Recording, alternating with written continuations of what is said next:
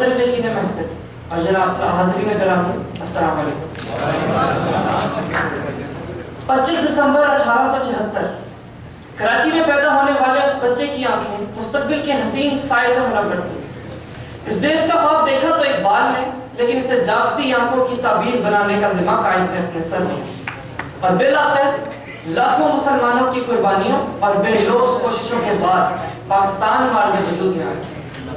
اس وقت ہر شخص کی زبان پر ایک ہی نعرہ تھا کہ لے کر رہیں گے پاکستان، بن کر رہے گا پاکستان۔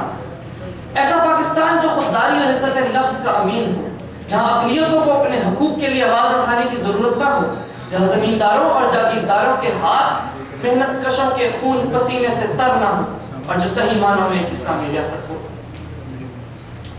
اسلامی ریاست تو بن گئی، لیکن اجڑے رستے، عجیب منظر، ویران گلیاں، بازار بند ہیں۔ کہاں کی خوشی، یہ کیسی عیدیں کہ شہر میرا لہو لہو ہے۔ وہ روتی مائیں بے ہوش بہنیں لپٹ کے لاشوں سے کہہ رہی ہیں، اے پیارے بیٹے گئے تھے پڑھنے، سفید کرتا سرخ کیوں ہے۔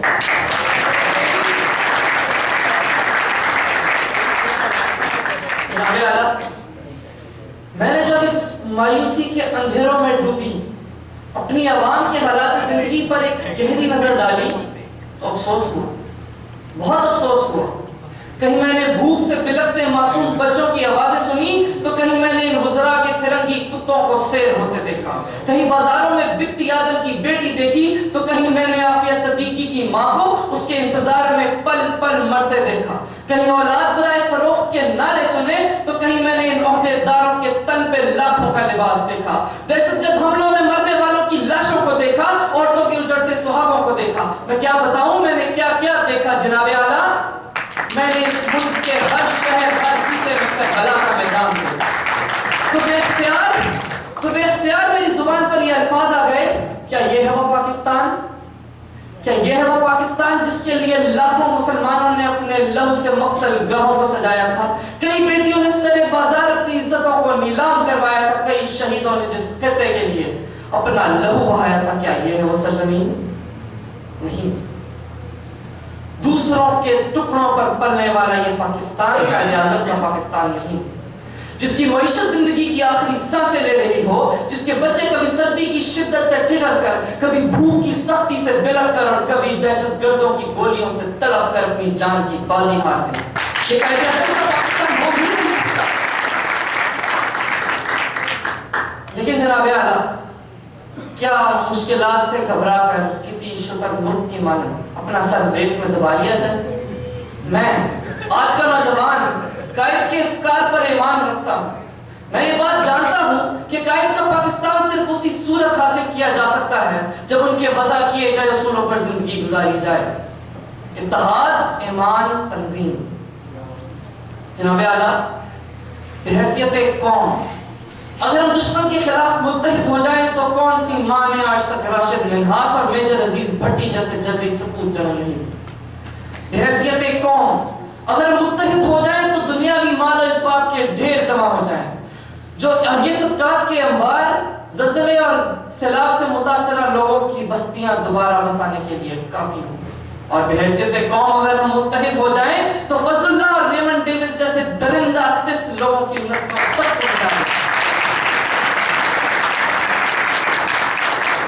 فرد قائم ربط ملت سے ہے، تنہا کچھ نہیں۔ فرد قائم ربط ملت سے ہے، تنہا کچھ نہیں۔ موج ہے دریا میں اور بیرون دریا کچھ نہیں۔ جناب علی، یہ قوم اللہ پہ اپنے ایمان کی پختگی سے اور تنظیم کو اپنا شعار بنا کر اپنے سب مسائل سے چھٹکارا پا سکتی ہے۔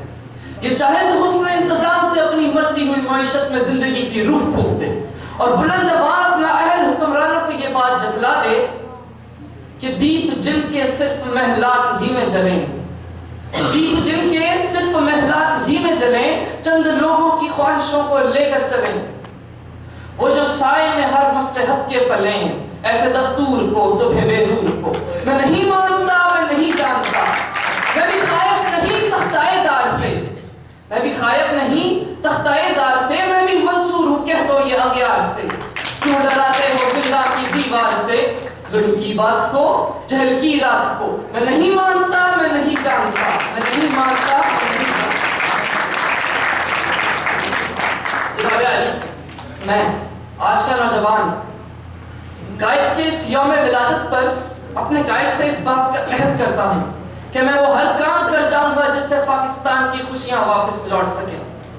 میں کہ ان قبیلوں کا فرد ہوں جو بقول فیض جدھر گئے، میں کہ ان قبیلوں کا فرد ہوں جو بقول فیض جدھر گئے، جو رکے تو کوہیں گرا دے ہم، جو چلے تو جہاں سے گزر گئے۔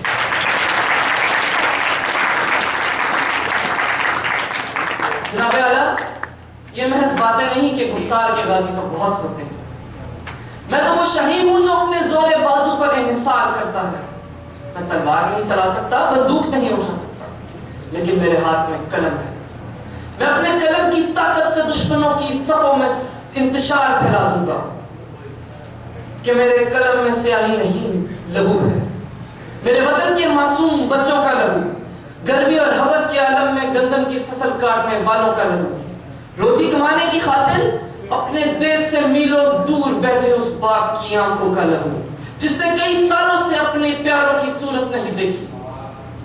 اور اب وقت آ گیا ہے کہ اس لہو کا قرض چکایا جائے، کہ یہ پکار کر یہ فریاد کر رہا ہے کہ خدا کرے کہ میری عرض پاک پہ اترے وہ فصل گل جسے اندیشہ زوال نہ ہو، خدا کرے کہ میری عرض پاک پہ اترے وہ فصل گل جسے اندیشہ زوال نہ ہو، یہاں جو پھول کھلے کھلا رہے برسوں، یہاں خزاں کو گزرنے کی بھی مجال نہ ہو۔